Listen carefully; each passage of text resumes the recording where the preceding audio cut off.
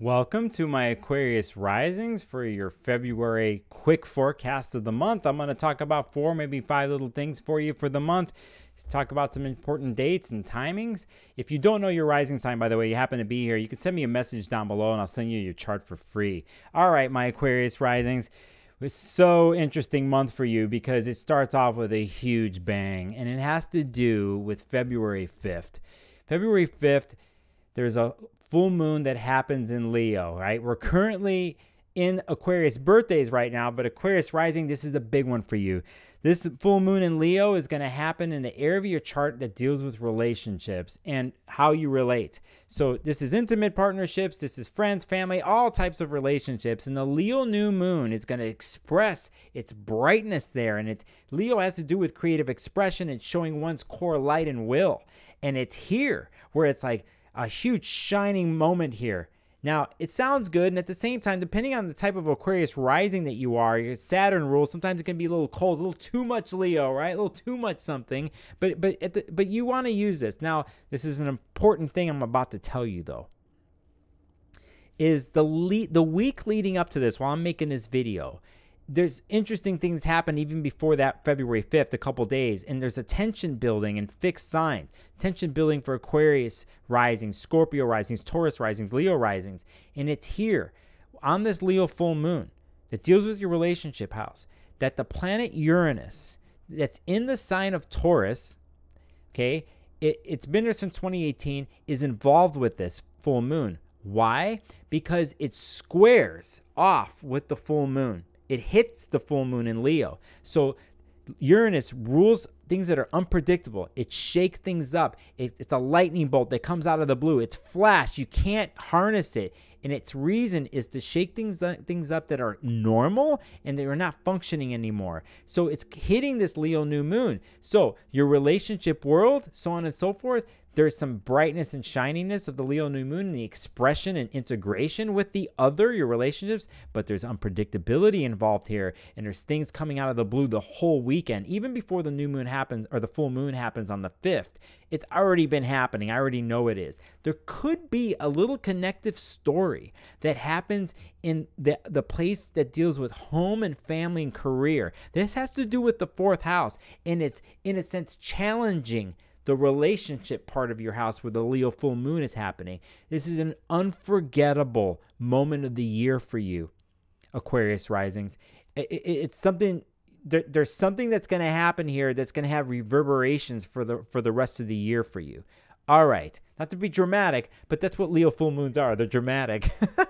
So when we get to another important date, another huge important date, especially for you, is February 11th, because the planet that deals with ideas, thoughts, and opinions, how one constructs them, communication, Mercury, enters your sign of Aquarius and hits your rising sign, which is rising deals with the 1st house of the chart, how you show yourself, how you show yourself and engage with the world. And Mercury's coming in to help you out here to how do you express yourself, how you communicate. And it's going to do it in the way you normally do it, my Aquarius risings, in the inventive, detached, scientific, probing, beautiful, amazing out of the blue ideas and ways that you communicate and construct an alternative that is not normal, that you rebel towards the normal eventually. And Mercury is going to come in here and give a lot of space to your communication and to your relating. And you like this. This is good. This is you being in your element in the way you communicate.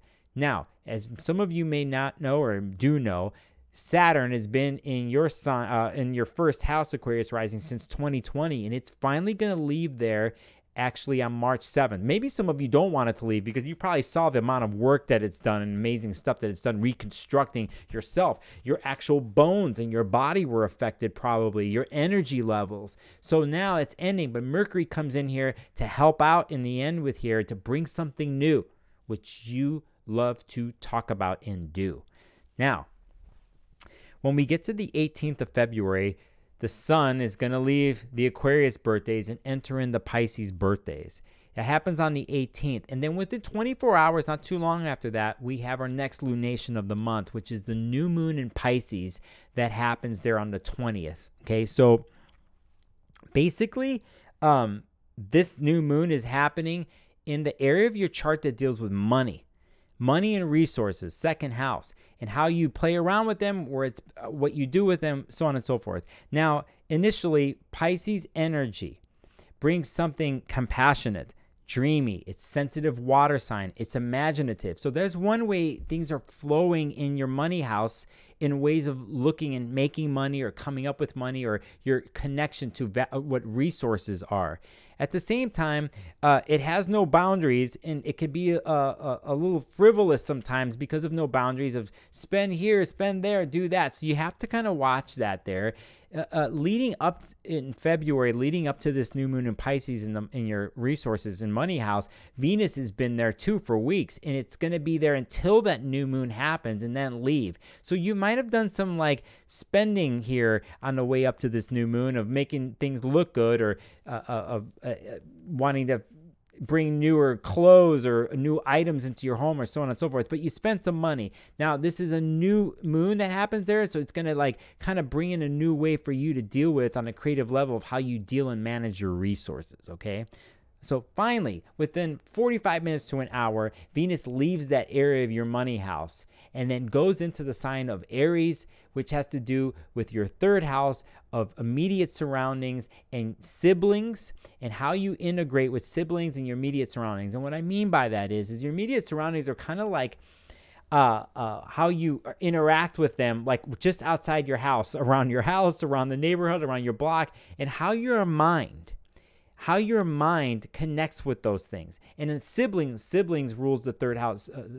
Third house rules siblings too. So, you could have siblings involved in this. And so Venus, planet of relationships, enters the sign of Aries, me, core self, fire, will, right? And wants to relate that way. So there's going to be a lot of that type of energy happening in that area that deals with your immediate surroundings and siblings. And even in the sense of you putting yourself first in those areas. So that's a quick recap of the month. It's a big one for you. If you really paid attention here, there's a lot that happens really fast here, and there's some changes that are inevitable here. But you're really good at this stuff, Aquarius risings. I know you got it. If you like what you're hearing and seeing, hit the subscribe button.